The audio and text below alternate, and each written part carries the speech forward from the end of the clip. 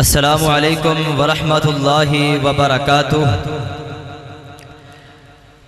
نحمده ونصلي على رسوله الكريم أشهد أن لا إله إلا الله وحده لا شريك له وأشهد أن محمدا عبده ورسوله أما بعد فأعوذ بالله من الشيطان الرجيم بسم الله الرحمن الرحيم إنهم فتية آمنوا بربهم وزدناهم هدى سامعین محترم،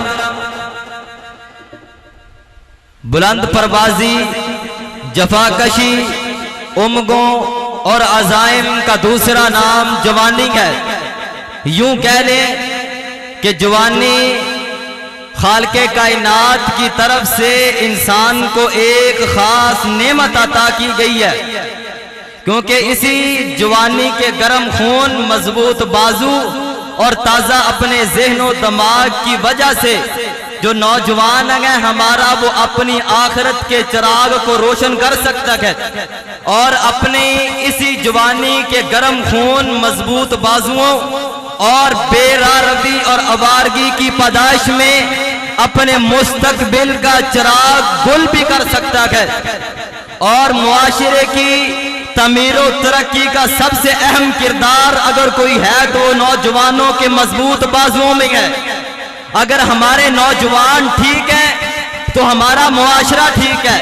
اگر ہمارے نوجوان ٹھیک ہوں گے، اگر ہمارے نوجوان اسلام پسند ہوں گے، اگر ہمارے نوجوانوں کے دلوں میں رسول اللہ صلی اللہ علیہ وآلہ وسلم کی عقیدت اور محبت موجود ہوگی تو ہمارا معاشرہ ترقی کرے گا، اور پوری دنیا کائنات میں، خصوصاً ہمارے گلی محلوں میں، ہمارے ملک پاکستان میں اسلام کا بول بالا ہو جائے گا۔ نوجوان ہی ہوتے ہیں جو اپنی قوم کا، اپنے لوگوں کا، اپنے معاشروں کا جناب ترقی کے ضامن ہوتے ہیں۔ اگر نوجوان بگڑ جائیں، اگر نوجوان راہ راست سے ہٹ جائیں تو اس کا نقصان یہ ہوتا ہے کہ چند لاکھ کی آبادی پر مشتمل سویڈن کا ایک باشندہ اپنی حکومت کی سرپرستی میں کھڑے ہو کر ہمارے قرآن کی سرعام توہین کرتا ہے۔ وہ توہین نہیں کرتا ہمارے قرآن کی، بلکہ وہ 60 ممالک پر مشتمل ہمارے مسلم حکمرانوں کی غیرت کو للکارتا ہے۔ وہ بتاتا ہے کہ ہمارے پاس فوج نہیں ہے، ہماری آبادی بھی اتنی زیادہ نہیں ہے، ہمارے پاس آدمی طاقت نہیں ہے۔ آپ کے پاس سب کچھ موجود ہے، آپ کے پاس طاقت موجود ہے، آپ کے پاس ایٹم بم موجود ہے، اس کے باوجود بھی آپ ہمارے سر کا بال بھی بینکا نہیں کر سکتے۔ ہم اپنی سرپرستی کے اندر کھڑے ہو کر قرآن مجید کی گستاخی کر رہے ہیں۔ جو کچھ آپ سے ہوتا ہے کر لیں، ہم کچھ نہیں کر سکتے سوائے ریلیاں نکالنے کے، سوائے احتجاج کرنے سے، کیونکہ ہم خود جو ہمارے نوجوان ہیں وہ راہ راست پر نہیں ہیں۔ ہمارے نوجوان کے دلوں کے اندر اسلام کی محبت نہیں ہے، ہمارے نوجوانوں کے دلوں کے اندر قرآن مجید کی محبت نہیں ہے۔ یہی وجہ ہے جب بھی کوئی کالا کافر کھڑا ہوتا ہے، رسول اللہ صلی اللہ علیہ وآلہ وسلم کی شان میں گستاخی کرتا ہے، ہم کچھ نہیں کر سکتے۔ جب بھی کوئی کالا کافر کھڑا ہوتا ہے، اصحاب رسول کی شان میں گستاخی کرتا ہے، ہم ہاتھ پہ ہاتھ دھرے بیٹھے رہتے ہیں۔ جب بھی کوئی کالا کافر کھڑا ہوتا ہے، ہماری ماؤں پر تبرہ کرتا ہے، ہم خاموش رہتے ہیں، کیونکہ ہمارے ایک ہاتھ میں شراب ہے، دوسرے ہاتھ میں لڑکی ہے، ہم بے حیائی، فحاشی اور عریانی کے کاموں میں الجھے ہوئے ہیں۔ ابھی بھائی ذکر کر رہے تھے قومی اسمبلی میں صحابہ کی ناموس کا بل پاس ہوا، یہ شیعہ ساکرین کافر اس کو مٹانے کے لیے، اس کو نامنظور کروانے کے لیے ایک ہو گئے ہیں، اور آج ہمارے نوجوان ایک پلیٹ فارم پہ جمع نہیں ہیں۔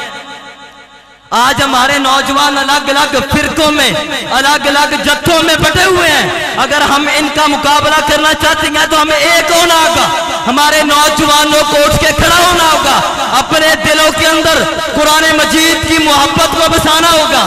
اور ایک اور بات یاد رکھیں، قرآن مجید کی جو آیت کریمہ میں نے آپ کے سامنے پڑھی ہے، चंद नौजवान ही थे जिन्होंने पूरी मुल्क की हुकूमत को ललकारा था। चंद नौजवान ही थे जिन्होंने वक्त के हुक्मरान को घुटने टेकने पर मजबूर कर दिया था।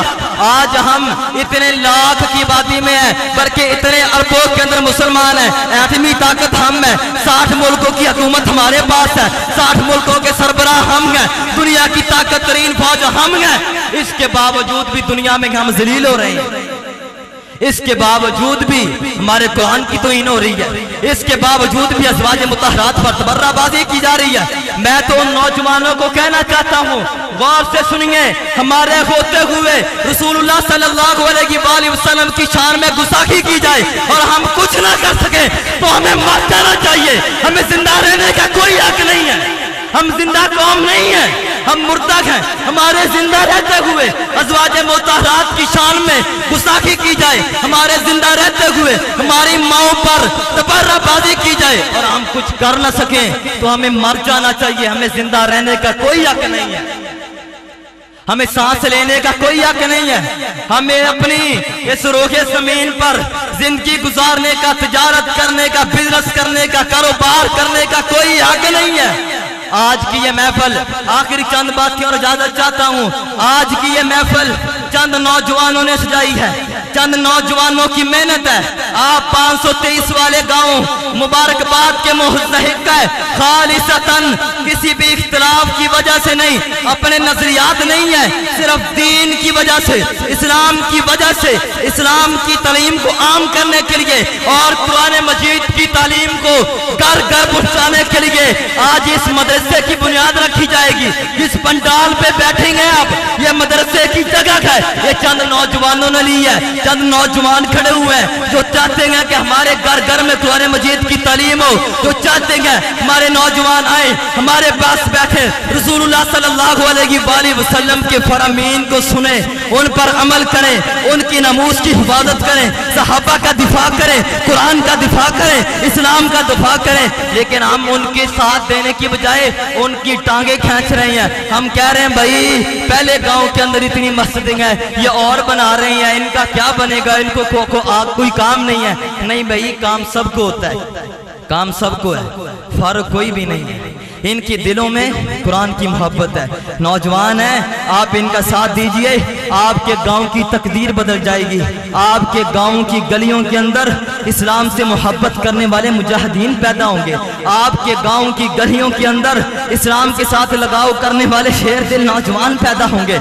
आपके गांव की गलियों में सहाबा की दिफा करने वाले, सहाबा की नमूज पर अपनी जान, तन मन धन को कुर्बान करने वाले नौजवान पैदा होंगे। अगर आप भी बेदार होंगे, अगर आप भी साथ देंगे, हाथ खड़े करके मेरी बात का जवाब दें कि आप साथ चलने के लिए तैयार हैं।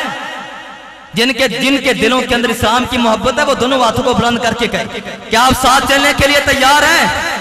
आप इनके कदम के साथ कदम मिलाएंगे, सहाबा के दिफा के लिए जान देने के लिए तैयार हैं। अल्लाह रब्बुल आलमीन की ज़ात के सामने दुआ है कि हमारे नौजवानों के दिलों के अंदर इस्लाम की मोहब्बत को पैदा कर दे और इन सब को रसूलुल्लाह सल्लल्लाहु अलैहि वसल्लम के साथ सही मानों के अंदर मोहब्बत करने वाला मुसलमान बना दे। इन उरीदु इल्ला लिस्लाह मस्तताअत व मा तौफीकी इल्ला बिल्लाह अलैहि तवक्कलतु व इलैहि उनीब।